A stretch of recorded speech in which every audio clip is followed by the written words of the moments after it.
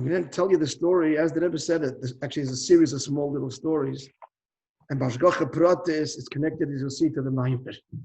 These are well known, you may know them, but they're worth repeating and how the Rebbe explains it. He says it's known the story with the Alter Rebbe that once by davening Rosh Hashanah, or could have been Yom Kippur, he came to the words of V'chein tein pachtecha. And so may you give or grant your dread on all of creation. We don't mean dread in the negative sense. I mean this in the virtuous sense.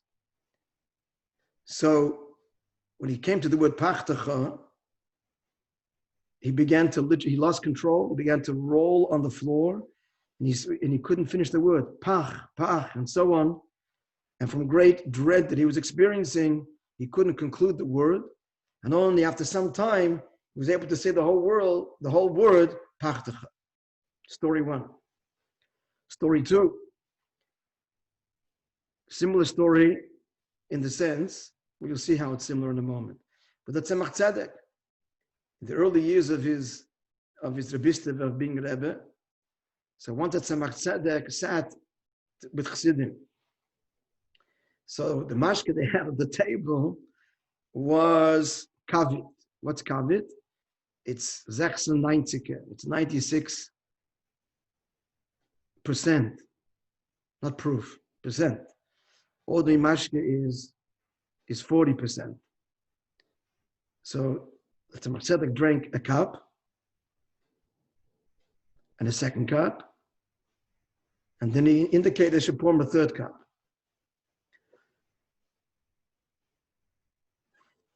And then, when the Fabrenga was over, at some point, he put his hand over his forehead like this, walked away, no effect on the mashke. And he drank, you just heard, enough to put the average person to a hospital. And then he explained, when they asked him, how did you do that? So he said that when he did like this, passed his hand over his forehead, he meditated in the greatness of Hashem, and the kind of meditation was Hashem's awesomeness, and he was moved to dread. And the Gemara says that fear removes the effect of wine. A person sobers up very quickly when he faces an existential threat, a threat to his life, and that removed the wine, the effect of the mashke. Story 2. That's a story with the fear of God. The first story was Kabbalas Hamalchus, Alter Rebbe accepting God's kingship, Rosh Hashanah Yom Kippur.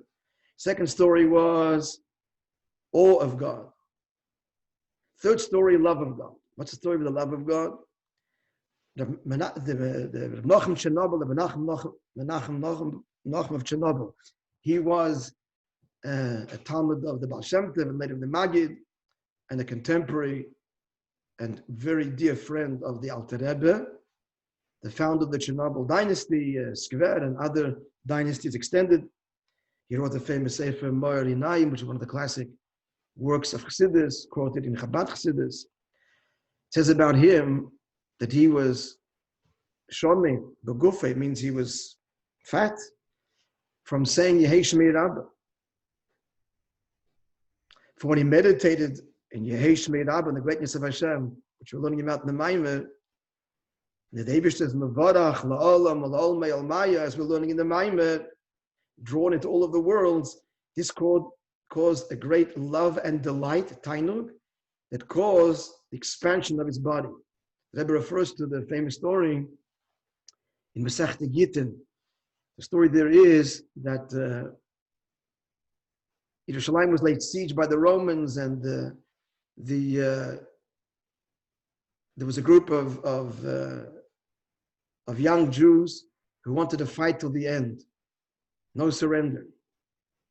And Rabbi Yochanan ben Zakkai was very against that, knowing that it would lead, God forbid, to utter and total destruction.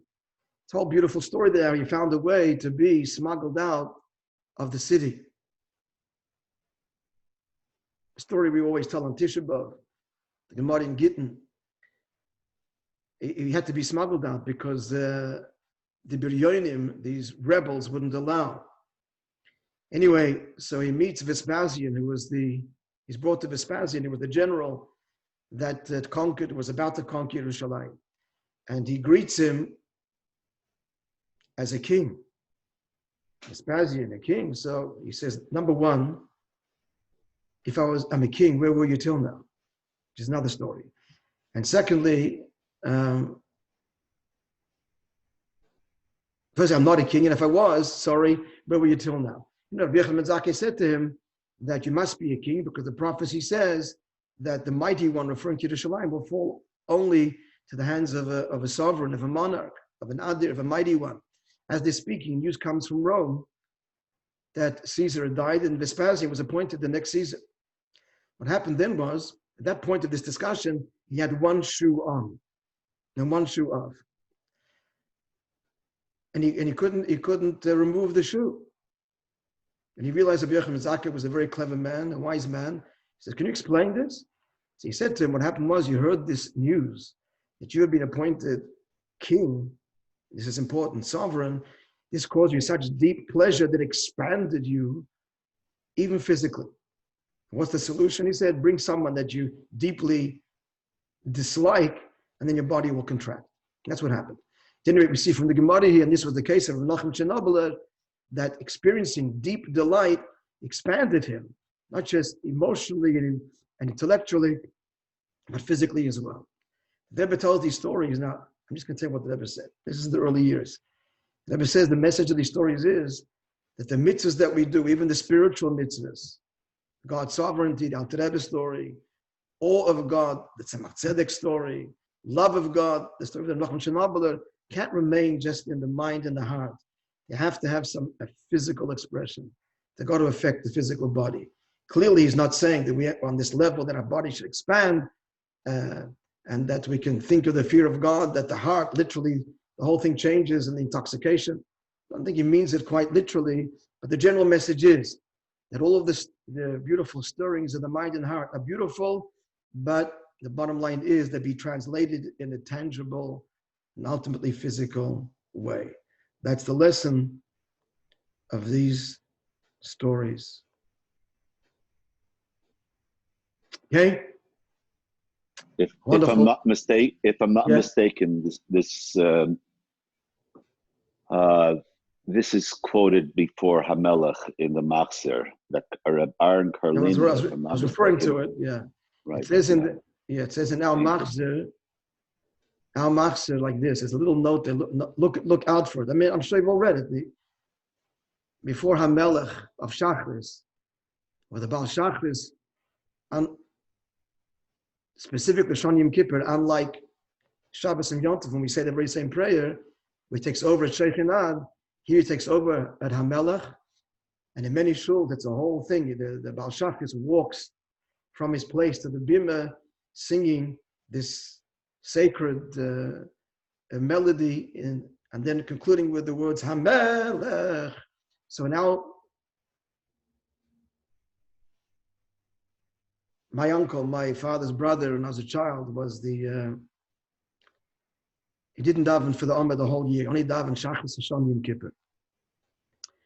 Uncle Meyer was a very musical man, but straight, he didn't daven the whole year. He only davened Hamelech. I remember in 1967, I was 10 years old. Certain things you never forget. And so when he was walking from his place, it was a shtibel we davened. It was a small little, it was a house. It wasn't a long walk. From his place, we used to sit next to him. And then to go to the Omid. So I remember as he was singing Hamelech, and he said the word Hamelech, he burst into tears. He couldn't say the word for a long time. One can imagine the soldiers that caused. Anyway, so may his daughter, my cousin, have a refuah shleima.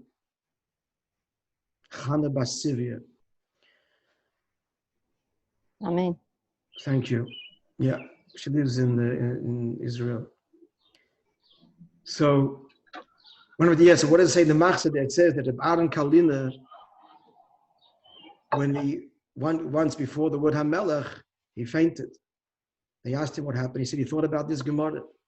The Vespasian said to Rabbi Yochanan ben Zakkai, "You just called me king, so where were you till now?" Because his answer was, that he only became king now. But the question is what was echoing in his mind and heart. The Eibush says Melech. So now it's Rosh Hashanah Kippur, and now we're all in awe and dread. Where was I till now? And thinking about this conversation, he was overcome. And it's amazing that story is actually printed in our Machzor, I guess, at the previous Rebbe's behest. There's no stories printed in the Machzor, but this one there is. I guess for the obvious reason, and the message to each one of us. And we're telling the story today because it's not just Rosh Hashanah and Kippur, it's every day. Yehei Shmei Rabba Mevarach La'olam Ol'ol Me'olmai. All right, friends, have a wonderful day, and we'll see you. Great day, Rabbi. Thank you very much. Some of you will see Shabbos. Huh? Good Shabbos. Good Shabbos. Good Shabbos. So some of you may see you in the MTC. David coming? I have my backyard minion, Rabbi. Okay, that's good because we really have not a lot of space, but